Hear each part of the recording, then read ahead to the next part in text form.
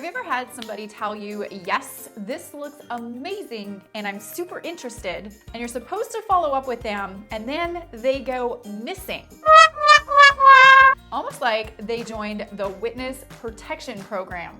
And now you're wondering, how many times do I try to connect with them again before I feel like I'm bugging them and things seem weird? Or what do I say on the last connection as I try to find them, try to get them out of the witness protection program, and try to reconnect and follow up with them? That's exactly what we're going to be talking about in this episode. How many times do you follow up with a prospect that goes missing, and what do you say on the last touch and connection that you make with them? So stay tuned.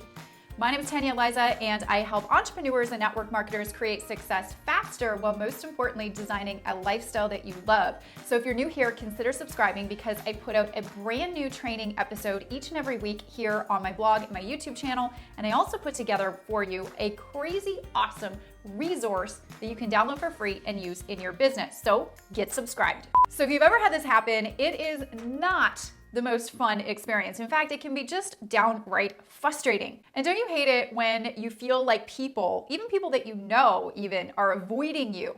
It can kind of make things weird, right? So we have to take control of this situation. I've been in network marketing since 2009, and we are top recruiters inside of our current network marketing company, my husband and I. So we've been through our fair share of presentations, no-shows, people maybe avoiding us, and it comes with the territory, and we just have to deal with it. But there is a way to deal with it as a professional. There's a way that you should be dealing with it, and that's what we're going to be talking about in this episode. That's what this episode is all about. And the process that I'm going to share with you today is actually our team's process. It's my personal process for handling this.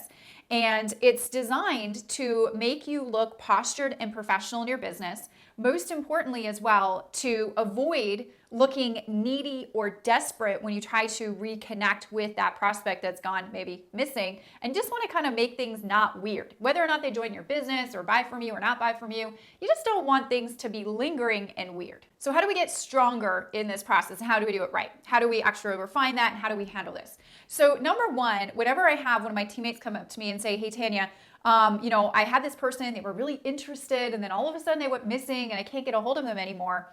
I kind of think in my head, well, why did we ever let them go if they were interested in the first place and they didn't sign up on the spot? Because I hate follow-up. Yes, I said it. I hate follow-up, and I know that the fortune is in the follow-up. At least that's what they say. However, I will say that having the processes that we have in our team, the fortune is actually in the presentation if you do it right. And the big reason why I hate follow-up is because I think that makes me look desperate and needy if we're calling too many times and trying to chase somebody down.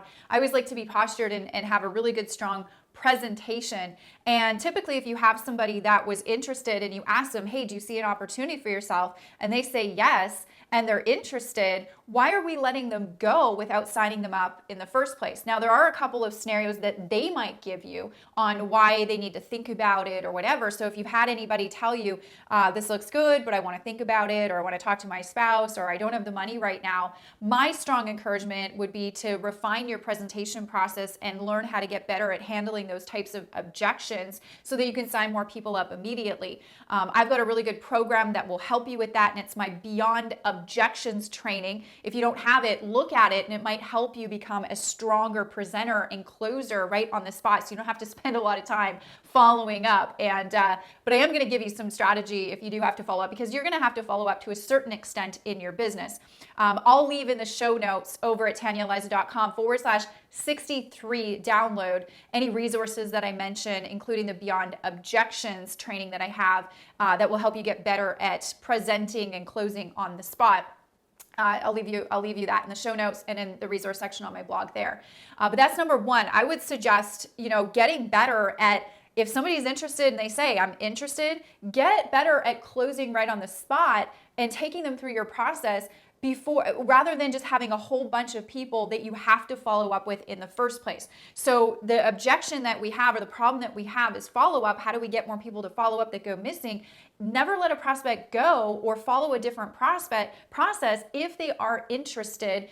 Try your best to get them started right away on the spot. Don't let them go, and just take them through the process, because if you can get them in and get them around the right training that you have immediately, it's going to help them get more committed to that process. If you let somebody go think about it, life gets in the way, Google gets in the way, and we all know what happens with that. But let's say you have somebody and they're really not ready to get started right on the spot. Okay, I'm just going to give you a couple of tips to refine your presenting, so that when we go into refining the follow-up, we can eliminate the follow-up altogether if we can, right? And wouldn't that be great? So when somebody says I'm interested, but they truly can't get ready, like you can't get them committed on the spot to making a decision, maybe they really truly don't have the funds, they need to wait till payday, whatever the case may be. What I would suggest that you book a date and time specifically on both your calendars together right at that moment that you know that you're going to be circling back and they're going to be starting. So I'm going to qualify the objection, and then I'm going to book it on my calendar for the next time that we're going to circle back around and get them started.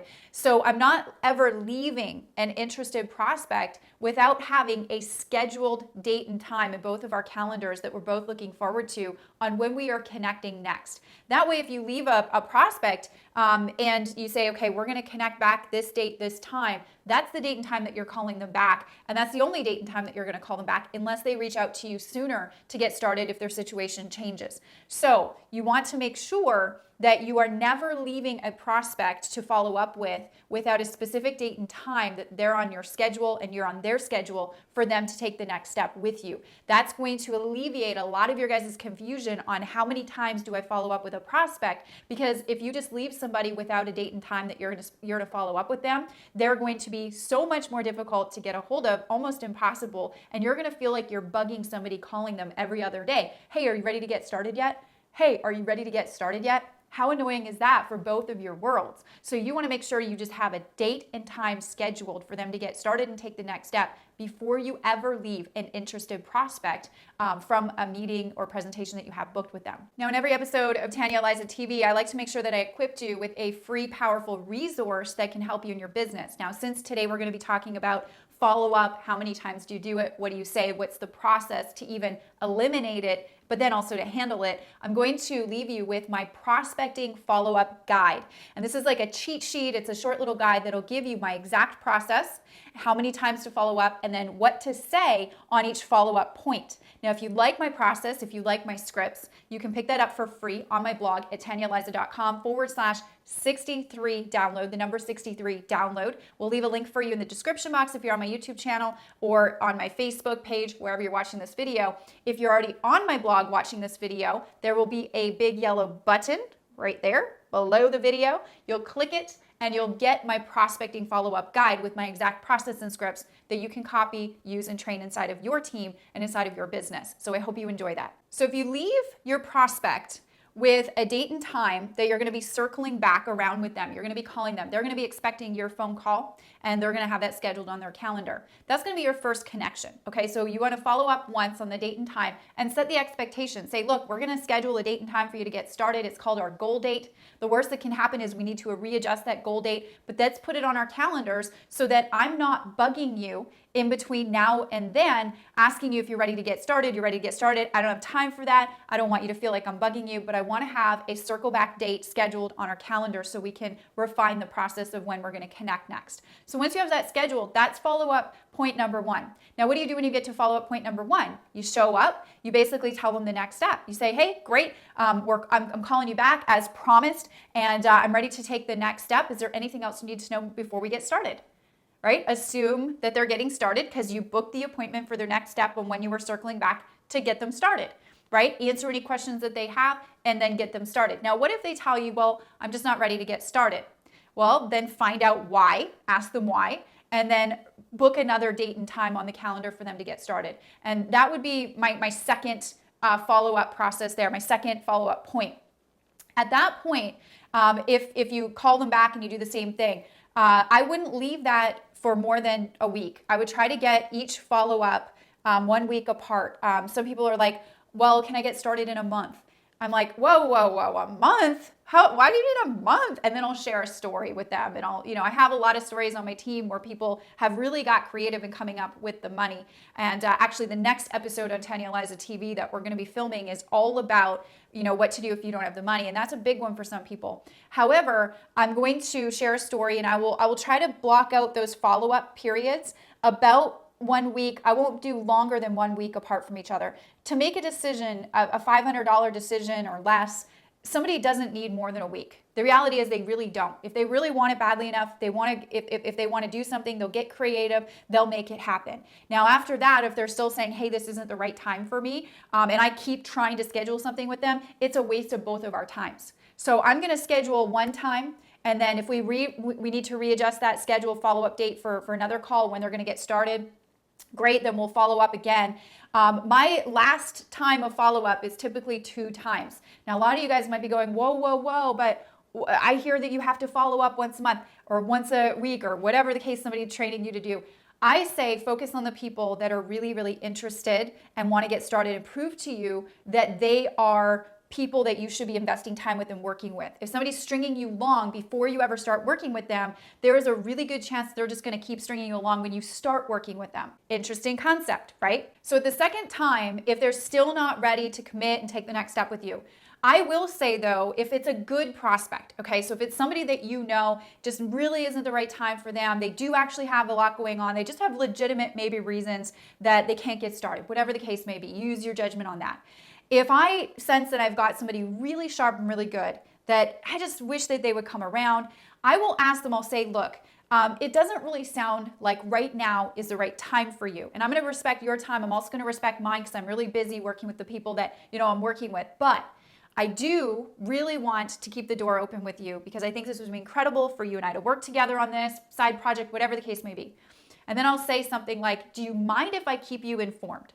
So you're asking their permission to drip on them information and keep following up with them a little bit. Now, how do I operate from there? Well, if they are a good prospect and worthy of my follow-up time, I will drip on them about once a month. And what does drip on them mean? What I'll do is I'll share with them new and exciting information that's going on with our company, maybe our product line, our promotions that we have going on, our team growth, maybe if we have any trip incentives coming up, I'm gonna maybe just drip on them a little bit. And I might send them a little Facebook voice recorded message and I'll say, hey John, what's going on? Just wanted to, follow up with you as promised and keep you in the loop. We've got this cool new incentive going on. Just thought I'd let you know about it. Let me know if you'd like to circle back around and have another conversation with each other. You got to understand that people change, situations change, and you never know if John's ever going to lose his job or John's ever going to need your product more than he ever did originally when he first looked at what you showed him. So if you have a really sharp prospect and they're worthy of you dripping on them information once every month, whatever, keep doing that. If they're not, if they're just kind of stringing you along and you don't really think that they're going to be that much of a pleasure to work with, if they weren't that much of a pleasure to prospect, just move on. Because one of my favorite sayings by my husband Caesar is he says, you need people, but you don't need any one person. And listen, you're looking for people that are excited, that are motivated, that are exciting for you to work with. You don't want to drag people through the mud. If you have to drag them through the mud before they get into the business or before they buy your products and services, that's typically how they're going to be when they're in your business too. So you have to be very careful with that. So please don't think that you have to chase people and hound people down because you just don't. But you got to remember people are watching you and people do come around. So my suggestion to you is give them something really good to watch. And when they see your photos and when they see your pictures and when they see your posts on social media, I want you to get them thinking this one thing. I want you to get them to think, man, I should have gone along with that person, or man, I should have called that person back. And to help you with my prospecting follow-up process and my scripts that I use, make sure to pick up the free guide that we put together for you over on the blog called My Prospecting Follow-Up Guide that will help you with this entire process and make it very, very, very simple for you and your team to look like a postured professional in your business and to stop looking so needy and desperate in your business. So we put that together for you. You can pick it up at TanyaAliza.com/63 download. We'll leave a link in the description box for you if you're on the blog. Again, the yellow button below will get you there and will get you that process with my scripts that I use in my business. Question of the week. How many times do you like to follow up with your prospects? Do you have a process? Do you have something, do you have that magic number that's working really well for you? Or do you have a follow-up story that's really powerful that you'd like to share with us?